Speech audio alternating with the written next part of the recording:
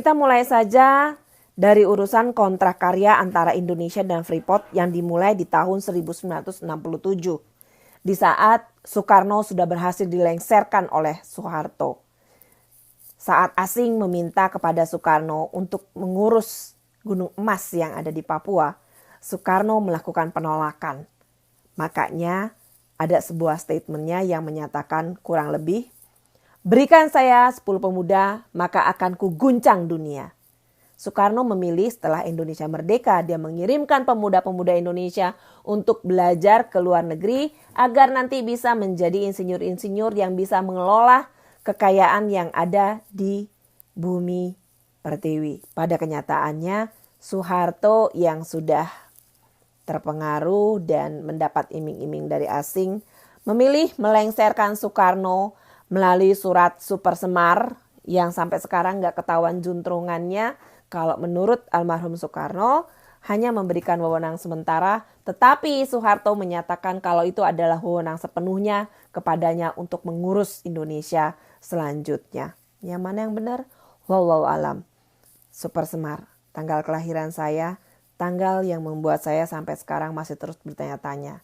Surat tersebut adalah surat penentuan di mana seorang Soeharto sudah menjual Indonesia kepada asing. Kontrak karya yang dimulai di tahun 1967 dan berakhir di tahun 1991 oleh Soeharto diperpanjang lagi dari tahun 1991 dan seharusnya berakhir di tahun 2001. Nah, tapi ada sesuatu hal yang kalian harus tahu. Di sini akan semakin jelas bagaimana Cendana menjual Indonesia ke asing. Sudah melengsarkan Soekarno agar bisa menjual Papua dikelola oleh asing. Ditambah lagi di tahun 1994, Soeharto mengeluarkan Pepres yang akhirnya membuat urusan peraturan proses investasi di Indonesia mulai berantakan. Yaitu melalui PP nomor 20 tahun 1994 tentang pelaksanaan kegiatan usaha mineral dan batu bara. Dalam aturan tersebut, asing bisa memiliki saham 100% di Indonesia. Gila nggak?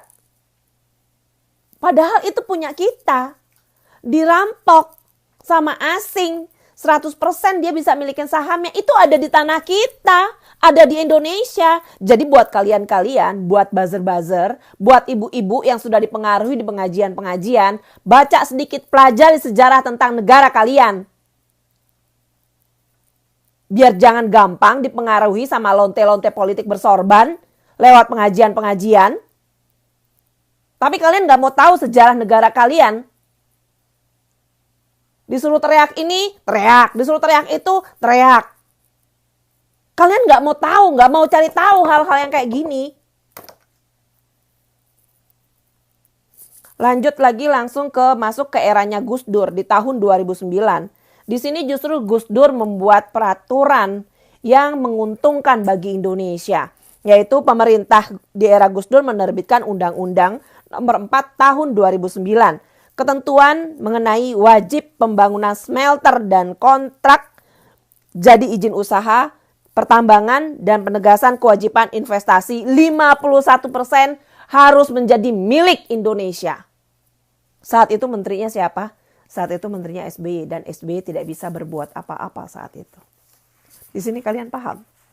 SBY tidak berhasil menjalankan apa undang-undang yang dibuat oleh Gus Dur. Demi mendapatkan modal untuk menjadi presiden berikutnya. Masuk ke era Megawati. Megawati kemudian dilengsarkan lagi oleh SBY. Terus sekarang SBY ngedumel, nyesel. Dulu milih Muldoko. Ada apa denganmu? Lanjut aja. Masuk di tahun 2010. 2010 berarti eranya siapa nih? Eranya SBY dan Bapak Yusuf Kala. SBY menerbitkan PP nomor 23 tahun 2010 tentang pelaksanaan kegiatan usaha pertambangan. PP ini diterbitkan karena pemerintah tidak mampu selesaikan target renegosiasi sebagaimana diatur oleh UU Minerba. Artinya SBY tidak bisa melaksanakan apa undang-undang yang sudah ditertibkan oleh Gus Dur agar perusahaan asing membuat smelter dan hal-hal yang menguntungkan 51% untuk Indonesia. Tapi hal tersebut tidak dilakukan oleh SBY. Justru Jokowi yang sudah berhasil merebut Freeport dan 51% menjadi milik Indonesia sesuai dengan undang-undang yang dibuat oleh Gus Dur di 2009, Undang-Undang Nomor 4 Tahun 2009. Dari sini kalian bisa sedikit paham siapa-siapa mereka yang sudah menjual Indonesia ke asing. Cendana, Cikeas, dan orang-orang yang ada di sekitar mereka saat itu. Paham ya? Kalau mau teriak asing-asing, ngomongnya sama Cendana, sama Cikeas. Jangan ke kita-kita yang sedang memperjuangkan agar perusahaan asing hanya memiliki di bawah dari separuh yang seharusnya memang menjadi milik kita. Itu milik kita, milik tanah air kita, milik rakyat Indonesia. Bukan milik kalian-kalian para perampok yang memberikan wewenang kepada asing 100% dan rakyat Indonesia hanya bisa menerima ampas dari kerusakan tanah air. Video bukaan pertama dan video bukaan kedua, di sini mari kita mengingat keributan demi keributan yang terjadi di tanah air semenjak persiapan Pilkada DKI dan Pilpres 2019. Isu yang sering dimainkan, hutang dan Indonesia yang dijual ke asing dan ke asing. Pada kenyataannya, 1967 Soeharto menjual Indonesia ke asing.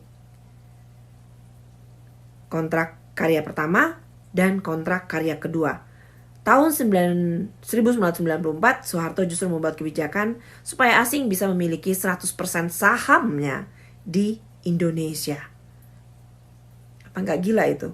2009, Gus Dur justru membuat kebijakan agar asing yang mau invest di Indonesia harus mempunyai smelter dan 51% lebih harus menjadi milik Indonesia. Tetapi SBY yang saat itu menjadi Menteri Pertambangan dan Energi di era Gus Dur tidak bisa menjalankan hal tersebut. Bahkan begitu masuk di eranya dia justru membuat keputusan di mana pemerintah tidak bisa renegosiasi dan tidak bisa menjalankan UU yang sudah dibuat oleh Gus Dur. Baru kemudian di era Jokowi UU tersebut bisa dijalankan. Kalau sudah begini, di sini kalian paham ya, justru siapa yang sudah menjual Indonesia ke asing dan ke asing. Dan yang sudah banyak berbuat hutang melalui urusan BLBI dan Senturi, kalian bisa tahu siapa saja yang terlibat di dalam di situ. Soeharto yang di depan DPR terang-terangan ingin meminjam duit kepada IMF. Dan Gubernur Bank BI-nya saat itu adalah Juwandono, iparnya Prabowo, plus Deputi Bank Indonesia pada saat itu, bapaknya Anissa Pohan, justru menyelewengkan jabatan mereka dengan menandatangani semua agar di-okein Indonesia bisa menghutang kepada IMF dan Indonesia saat itu mengalami kolaps di tahun 1997-1998. Paham ya sampai di sini? Buat ibu-ibu, bapak-bapak yang sudah pernah dipengaruhi lewat pengajian oleh lonte-lonte bersorban, ganti pengajian. Jangan mau belajar sama guru ngaji yang ujung-ujungannya nabi dari Cendana. Dan pada saat itu ketua dewan masjidnya diam saja, pura-pura tidak tahu sama sekali. Assalamualaikum.